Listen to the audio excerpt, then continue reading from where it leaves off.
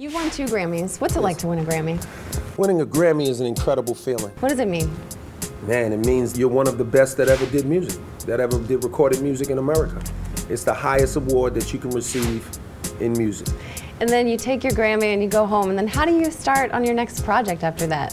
For me, I just kind of took it in stride, you know? They were years apart, and I was just happy to get it, and I just kept it moving. I never allow what I did last year to hold my future plans hostage, you know? And I don't create those types of pressures in my life. I kind of live in the moment with the future in mind. That's deep. I don't know if it's deep, but it's sincere. It's heartfelt.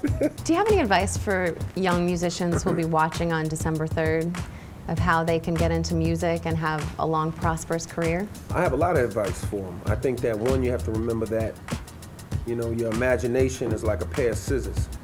You know, and it cuts out everything that's going to appear in your actual life in the future. So it would best suit you to dream big. That would be a smart thing to do. And imagine good things and great things in your career.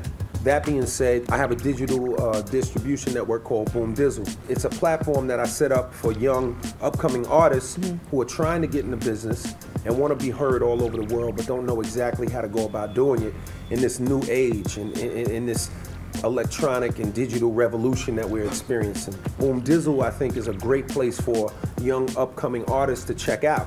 It's not only a digital distribution network where their songs will be heard by millions of people, but it's also an online studio where a kid in LA will be able to get with a kid in New York, and they'll be able to record online without they may have never met actually physically. What project are you working on right now that you're most excited about? I'm most excited about my fashion brand. My clothing line is really exciting. What's it called? It's the LL Cool J collection. It's the first time that I put together a brand or anything and really just, you know, it was self-titled, like, you know, just LL Cool J. You have been a part of hip-hop since basically its infancy, and now it's really mainstream. How has it changed, and what is good about hip-hop now that it is part of the mainstream? Well, the thing that has changed is that more people see it as a viable business. Are you surprised that it's made so many people money? No, I'm not surprised at all, because when we started, it was just so much fun and so enjoyable to be a part of it that it doesn't amaze me or surprise me at all. And, you know, remember, the majority of corporate America now is raised on hip-hop. You know, you'd be hard-pressed to find, you know, a CEO under 45 that wasn't raised on LL Cool J. It'd be very difficult. Right. You know what I mean?